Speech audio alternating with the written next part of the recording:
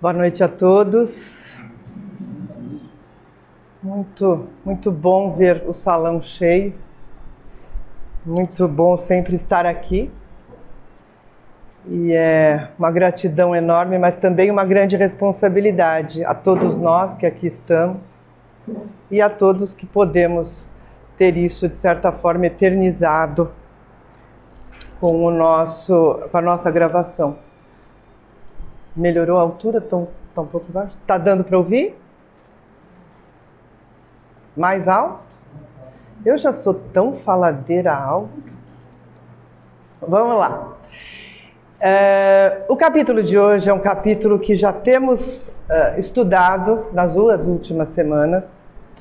Um capítulo que nos mostra a importância de automatizarmos o bem. O bem se tornar uma coisa automática, instintiva para nós. Aquela coisa que você faz e nem percebe que fez. Porque o título do capítulo, vocês devem estar lembrados, é que a mão esquerda não saiba o que faz a direita. Uma passagem conhecida de Jesus, mas que parece meio um contrassenso, né? Como que eu vou fazer isso aqui e essa aqui não saber? Porque está aqui, né, no centro, é cerebral. Mas isso é uma simbologia para que a gente perceba que fazer o bem tem que ser uma coisa tão natural, tão tranquila, que a gente nem perceba quando fez. Porque normalmente, quando a gente faz o bem, verdade seja dita, ou a gente faz por interesse, que a gente sabe que alguma coisa vai acontecer ali depois, ou a gente faz por obediência, né? Não tem outro jeito, eu tenho que fazer. Ou a gente faz por vaidade, né? Aquela coisa do tipo, vou ficar famosa, vão lembrar de mim. Agora tem uma opção que é aí que está o segredo. Fazer o bem por amor. É essa a ideia. Fácil? Não. E nessa exemplificação, a gente não pode deixar de trazer o maior exemplo que a gente teve desta automatização do amor. Jesus. Jesus é o nosso maior e único exemplo deste amor sem medida, que o capítulo todo fala. Jesus acolhia, Jesus era o exemplo da compaixão, Jesus era o exemplo do amor sem limite. Quando a gente fala nessa coisa automática, talvez a simbologia, acabamos de falar aqui, né, de carro, quando a gente aprende a dirigir, a gente pensa, né, para fazer qualquer coisa dirigindo. Primeira, segunda, né? A gente pensa para dar uma seta. De repente, aquilo se torna tão automático que às vezes quando a gente vê, já está tão acostumado àquele caminho para o escritório, quando a gente vê aquele dia parar no supermercado, não adianta mais, já chegou no escritório, porque virou automático, né? Para quem não dirige, talvez um exemplo de cozinhar, né, seja legal nessa coisa do automático. Quando a gente começa a cozinhar, a gente faz uma coisa, né? Se você está olhando feijão, é o feijão. Se você está fazendo arroz, é o arroz. Mas quando a gente já fica meio espertinho, a gente já consegue, né? A gente frita um bife, vai terminando o feijão, faz ali uma batatinha, não é? E a coisa sai muito tranquilamente das nossas mãos, assim como quando a gente fala do amor sem medida que Jesus nos exemplificou. Mas aí a gente vai falar assim, mas também, né? Você quer trazer bem Jesus para comparar com a gente? Mas a ideia nossa é essa, não? Sabemos que Jesus é nosso modelo e guia, mas sabemos que a gente está aqui para aprender a ser melhor, para seguir este nosso caminho evolutivo e melhorar a cada dia, mesmo sabendo que não é fácil. Mas mesmo assim, é só dizer, tá bom, então agora quando eu for embora, eu vou brincar de ser boazinha. Jesus acolhia todo mundo, então eu também vou acolher. É fácil? Não. A gente ainda não é tão legal. A gente vê, assim, qualquer situação, fala, tá bom, eu vou tentar. E amanhã vai falar assim, olha, escorreguei. Tá achando que eu tenho cara de tonto? Não tenho sangue de barata. Mas bem com essa pessoa, ela me cutuca. Não é assim que a gente não fala isso? Ela me provoca. Ou então fala assim, não, hoje eu vou me controlar. Quando me fala, não deu, não aguentei, escorreguei. Né? E nessas a gente vai seguindo ou fingindo que está fazendo legal, né? Que isso a gente tem feito ao longo desses 2000 e poucos anos, brincando, assim, se fingindo de bonzinho, né? Muitas vezes até pela obediência, muitas vezes pela acomodação, mas isso não combina mais. Isso não tem funcionado. E o melhor exemplo para tudo isso é o momento em que a gente chega hoje, na nossa vida em sociedade, em que parece que tudo está muito complicado, que tudo está muito difícil e que a nossa vida está cada vez mais difícil. Porque a gente está sempre muito voltado para dentro de nós. Ou muito adoentado. Né? A quantidade de doenças que a gente tem hoje. Né? Eu estava ontem revendo o capítulo, estudando, e pensando que eu sou formada há muitos bons anos em psicologia, e na época em que eu estudei, nós tínhamos 2 tipos de psicopatologias. Né? A gente falava em depressão, a gente falava em esquizofrenia. Hoje em dia, eu nem me arrisco a dizer o número de classificações que a gente tem, porque nós temos nos comprometido muito. Nós temos adoentado muito a nós mesmos com esta falta de coerência da nossa capacidade de exercitar o amor. Porque na doutrina eles nos falam também, o eixo principal da vida é o amor. A pergunta no Livro dos Espíritos, quando Kardec pergunta, né? Ele pergunta aos espíritos como viver melhor. Né? Naquele item que a gente começa a falar das leis morais, né? De como sermos melhor. E logo no início, né? Se fala, mas como, né? E é dito, né? Que basta seguirmos as leis de Deus. A básica da lei de Deus é o amor. E sempre que nós nos desviamos delas, a gente arruma encrenca, a gente entra em confusão e a gente adquire, vamos dizer, responsabilidades que nós mesmos vamos tendo que ajeitar e adequar ao longo do caminho. Então, parando neste momento, né, dentro desse finzinho do capítulo que fala não só deste fazer o bem, mas cita algumas coisas bem específicas. Primeiro é a piedade, é a compaixão, é conseguir chegar no outro. Mas é muito difícil eu conseguir chegar no outro se eu não estou dando conta nem de mim mesmo. A gente é sempre tão cheio de necessidade. O nosso problema é sempre tão maior que o de todo mundo. A gente é tão enrolado com as nossas coisas.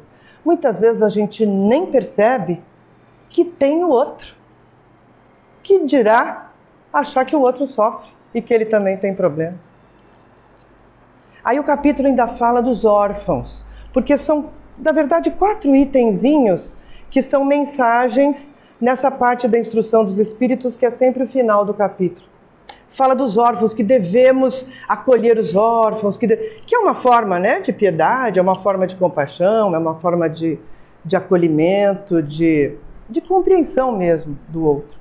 E ainda fala que quando nos fazem uma ingratidão ou alguma coisa que nos façam, que não é para a gente retrucar, aquela história, né? É para perceber isso como normal. Quando a ingratidão é nos dada como uma forma, quando a gente fez o bem. E aí a gente fala, como aguentar tudo isso?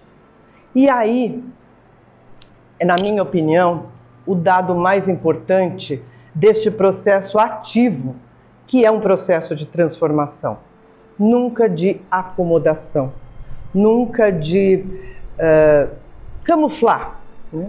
Porque se nós estivéssemos bem, nós não estaríamos tão doentes. Se nós estivéssemos bem, nós não estaríamos tão entristecidos. Se nós estivéssemos bem, nós não estaríamos vendo tantas coisas, né, ao nosso redor, como a gente às vezes até consegue ver. Nós precisamos realmente voltar lá para o capítulo 1 do Evangelho segundo o Espiritismo, trazido aqui, que também é uma passagem e uma mensagem muito importante, muito básica que Jesus nos trouxe. Ele nos diz, quando Jesus era muito testado, porque Jesus era muito testado pelos judeus, né? Muito testado com relação às leis de Moisés, e ele diz, eu não vim destruir a lei, eu vim dar cumprimento. E o que é a lei? É a certeza, é a confiança no Criador, no Pai que é amor e que nos fez para o amor. Porque sempre que nos distanciamos do amor, a gente arruma problema, ou para nós mesmos, ou até para o mundo. Então é entender que não existe erro na programação divina. Eu costumo brincar muito com coisas da natureza, porque eu aprendi a entender a certeza da vida, o não erro na programação de vida, observando a natureza.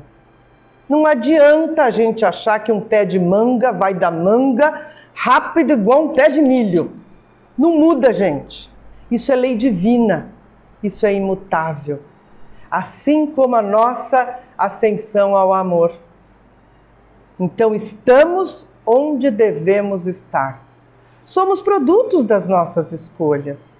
Cabe a nós escolhermos o caminho melhor, porque eu vou confiar que dentro de mim eu tenho a certeza do Pai.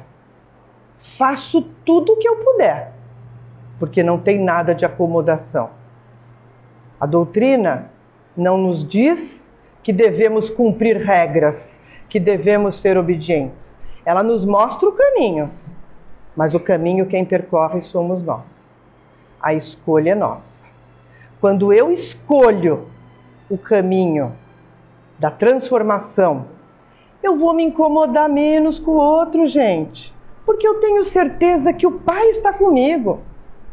Está tudo bem. Ah, mas ela me provocou. É porque você não estava lá. Será que isso é tão importante? Será que aquilo que me fizeram, porque eu fiz tanto, quando eu era, né? A gente gosta muito assim, era aniversário, eu fiz, eu sei que lá. E quando era o meu, ninguém nem lembrou de mim, não é? Ninguém fez nada para mim. Não é assim que a gente costuma reagir? Será que a gente também já não aprontou alguma dessa em outra situação, em outro exemplo, em outra circunstância? Não sei. Se a gente ainda não aprontou, será que a gente ainda não vai aprontar? Nós estamos no mesmo barco, gente. Não tem ninguém melhor por aqui. Estamos todos aqui treinando a musculatura do amor. Dá para ficar fit sem fazer exercício? Não dá. Qual é a melhor maneira de treinar o amor? É o exercício do viver. Aí a gente vai conseguir sair de nós mesmos e enxergar o outro. Entender talvez que ele sofra tanto quanto a gente. Ou se não sofre nisso, sofre naquilo. Porque a lei não tem erro. Estamos no lugar onde devemos estar. E neste treino, onde a gente realmente deve estar, eu vou conseguir seguir com mais serenidade. Vou parar de me achar a órfã. Acho muito linda essa simbologia nessas mensagens desse finzinho de capítulo. É nos dito para que não desamparemos os órfãos. Mas será que não é o momento da gente parar de se achar tão órfão? Temos o Pai. A gente só se acha órfão quando a gente não confia no Pai, não confia na lei. Confiando, a gente consegue seguir. É lógico que a gente vai ter momentos de muito desespero ainda. Lógico, nós estamos aprendendo. É todo dia que a gente decide fazer exercício, a gente acorda com vontade de fazer? Não. mas é uma escolha. E eu digo sempre que é aquilo que a gente ouve muito também na doutrina: disciplina, disciplina, disciplina. A gente não aprende a dirigir automóvel sem fazer o treino e fazer pensando. Demora para ficar automático. Como ainda vai demorar um pouco para a gente entender que a mão esquerda vai fazer alguma coisa e nem vai aparecer para a mão direita. Mas a gente tem que escolher este caminho. Todos os dias, em todas as situações. Com a certeza de que o Pai está em nós. E aí a gente consegue seguir com aquela frase: Pai, seja feita a sua vontade e não a nossa. Que assim seja. Graças a Deus.